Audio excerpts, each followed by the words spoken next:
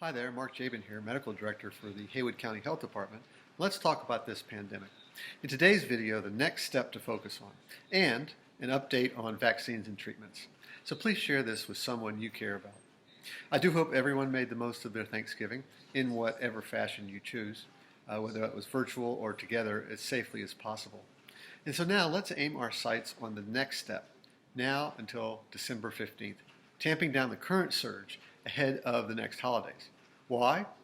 Well, if we catch up to the numbers, or the more we catch up to the numbers, the less we need to do to get back to a sustainable level that doesn't run the risk of overwhelming the health system or the community.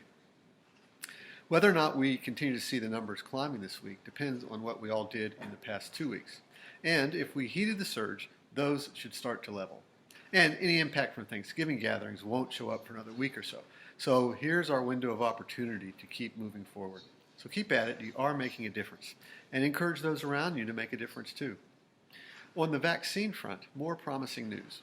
The Mrna and University of Oxford vaccine, they've been developing the second mRNA vaccine, released early data from their phase 3 trial, and it showed efficacy around 95%. There were 95 infections among the two groups, 90 in the placebo, and only 5 in the vaccine group. And importantly, the only severe infections were in the placebo group. And this was consistent across all ages, racial and ethnic groups, and those with and without underlying health issues.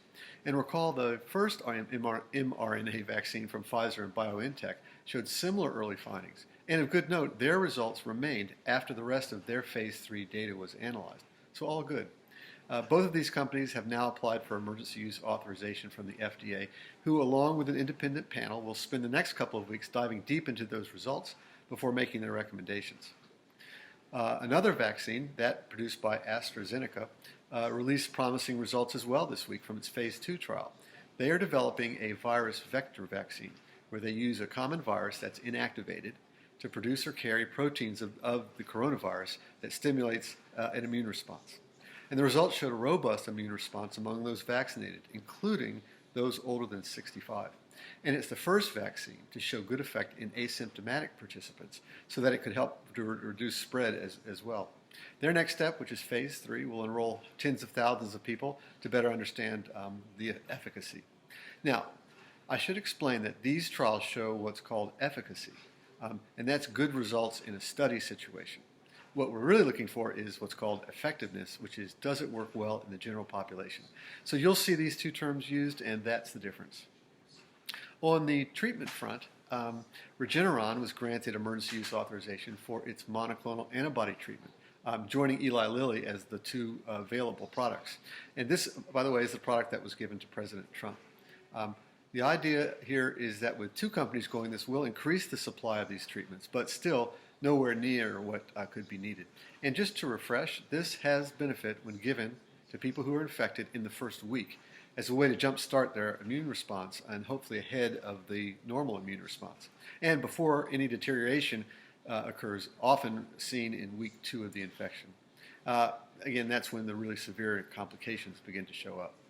Remdesivir was given a thumbs down this week by the WHO, citing a lack of evidence that it really helps, other than shortening the time of hospitalization by a few days.